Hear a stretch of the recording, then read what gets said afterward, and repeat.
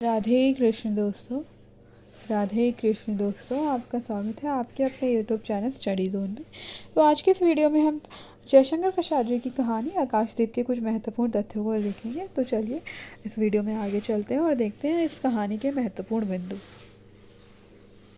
आकाशदीप ये जयशंकर प्रसाद जी द्वारा लिखित कहानी है। ये एक भाव प्रधान कहानी है। इसमें प्रेम और घृणा जैसे परस्पर विरोधी भावों को सशक्त रूप में अभिव्यक्त करने वाली कहानी है। ये क्या कहा गया है कि जो इस कहानी में प्रेम और घृणा जैसे परस्पर विरोधी भावों को सशक्त रूप में अभिव्यक्त करने वाली कहानी है। ये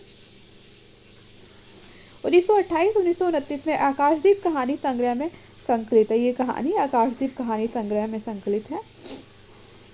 कहानी का प्रारंभ दो बंदियों चंपा और बुद्धगुप्त, क्या कह रहे हैं, दो बंदी चंपा और बुद्धगुप्त के आपसी संवाद से होता है। ये 6 भागों में विभक्त कहानी है। इसकी जो नायिका है वो चंपा है और जो नायक है वह बुद्धगुप्त है। इस कहानी में चंपा के जो पिता होते हैं वणिक मणिभद्र, वे नौका पर प्रहरी होते हैं। 8 वर्ष से समुद्र ही चंपा का घर है। जो चंपा है वो उसकी माता की मृत्यु के बाद से अपने पिता के साथ समुद्र पर ही, उस नौका पर ही रहती है। इसलिए कहा गया है कि जो 8 वर्ष से समुद्र ही चंपा का घर है। बुद्धगुप्त ये जलदस्यु है जिसके आक्रमण के फलस्वरूप चंपा के पिता ने 7 दस्युओं को मारकर जल समाधि ली थी।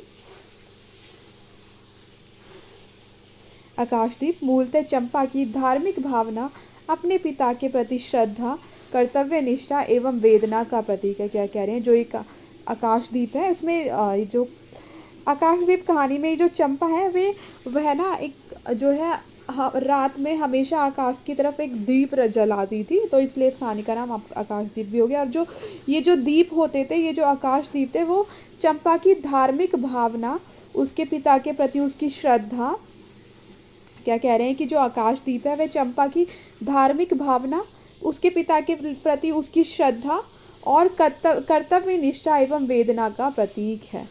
चंपा द्वारा जलाए जाने वाले द्वीप उसकी धार्मिक भावना का, उसके पिता के प्रति श्रद्धा का, उसकी कर्तव्य निष्ठा और वेदना का प्रतीक है। बुद्धगुप्त ताम्रलिप्ति का क्षत्रिय है। ताम्रलिप्ति का क्षत्रिय होता है बुद्धगुप्त। स्वार्थ रहित होकर कर्तव्यनिष्ठ बने रहने का तथा प्रेम के वशीभूत होकर कर्तव्य से विमुख ना होना इस कहानी का संदेश है। क्या कह रहे हैं कि जो कहानी है इसका संदेश यह है कि स्वार्थ रहित होकर कर्तव्यनिष्ठ, क्या कह रहे हैं, अपने कर्तव्य के प्रति हमेशा निष्ठावान बना रहना ही इस कहानी का उद्देश्य, इस कहानी का संदेश, और प्रेम के वशीभूत होकर कर्तव्य से विमुख ना होना ही इस कहानी का संदेश है।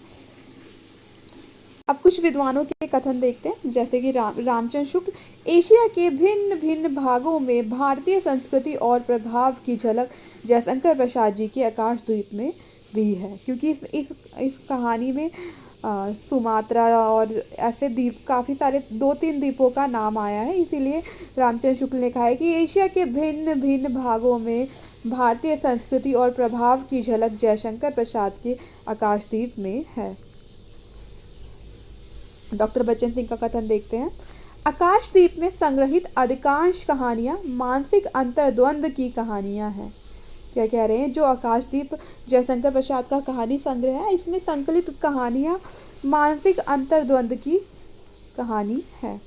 आकाशद्वीप कहानी में प्रेम और घृणा की गहन आवेगमयता की गहरी टकराहट है।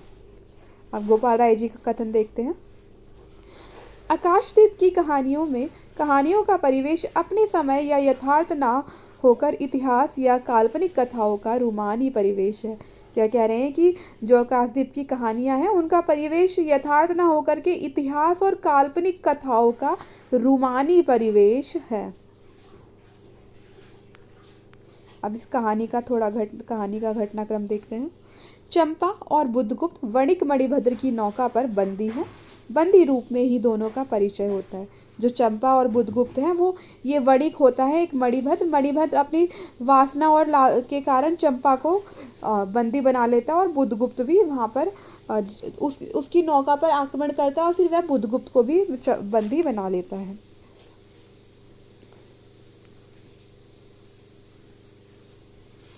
चंपा वणिक मणिभद्र की काम वासना के कारण तथा बुद्धगुप्त युद्ध में पराजित होने के कारण बंदी है।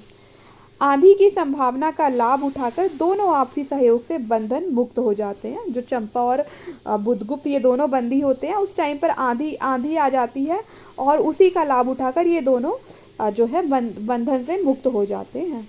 मणिभद्र पोता अध्यक्ष सागर में डूबकर मृत हो जाता है। जो मणिभद्र होता है उसको ये बुद्धगुप्त उसको धक्का दे देता है और वो सागर जो है समुद्र में डूबकर मर जाता है।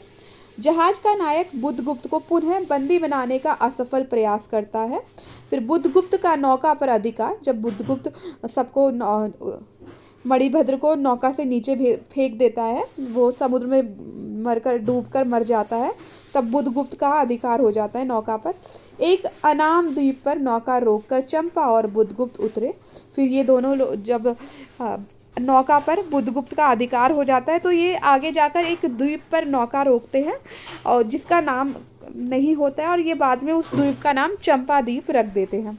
बुद्धगुप्त ने इस द्वीप का नाम चंपा द्वीप रख दिया। क्या कह रहे हैं कि चंपा द्वीप, इस द्वीप का नाम बुद्धगुप्त ने चंपा द्वीप रखा।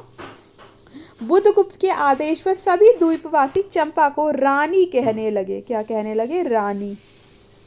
बुद्धगुप्त ने क्रमशः बाली, जावा, सुमात्रा द्वीपों के वाणिज्य पर भी अधिकार किया।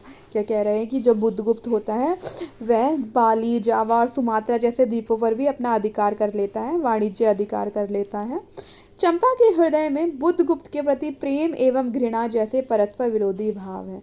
क्या कह रहे हैं? जो चंपा है उसके हृदय में बुद्धगुप्त के लिए प्रेम और घृणा दोनों है। प्रेम भी करते हुए उसे और घृणा इसलिए करती है क्योंकि उसे लगता है कि उसके पिता की मृत्यु पिता को जो है बुद्धगुप्त ने ही मारा था, इसलिए वह उससे घृणा करती है।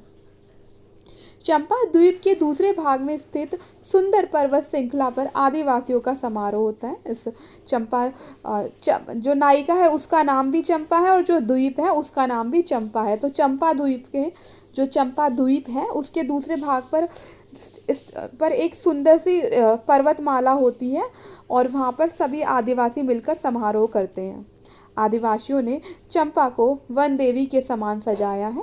बुद्धगुप्त की चंपा से विवाह की तत्परता, किंतु अपने पिता के हत्यारे से विवाह करने के लिए चंपा तैयार नहीं।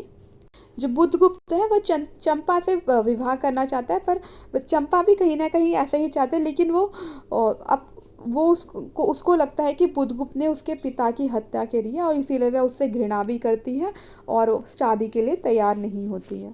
बुद्धगुप्त की विवाह के बाद भारत लौटने की इच्छा, बुद्धगुप्त उससे कहता है कि हम शादी करके अपने देश भारत वापस से लौट जाएंगे, पर चंपा विवाह करने से मना कर देती है। चंपा का बुद्धगुप्त से उसे द्वीप पर अकेला छोड़कर भारत चले जाने का आग्रह। फिर चंपा उससे कहती है कि तुम भारत चले जाओ, मैं यहीं पर रहकर यहाँ के लोगों की सेवा करना चाहती हूँ। बुद्धगुप्त के भारत प्रस्थान के साथ ही कहानी का अंत हो जाता है। देखते हैं जयशंकर प्रसाद जी की कुछ अन्य कहानियाँ, जैसे कि ग्राम 1911 में रचना की थी, गूदड़साई 1926, आकाशदीप 1928 और कहीं कहीं 1929 में मिलता है, इंद्रजाल 1936। तो ये बुद्धगुप्त की कुछ अन्य कहानियाँ, जयशंकर प्रसाद जी की कुछ अन्य कहानियाँ थी। तो यहाँ पर ये वीडियो समाप्त होती है। आपको वीडियो अच्छी लगे तो लाइक करें, शेयर करें और हमारे चैनल को सब्सक्राइब करें। Thanks for watching.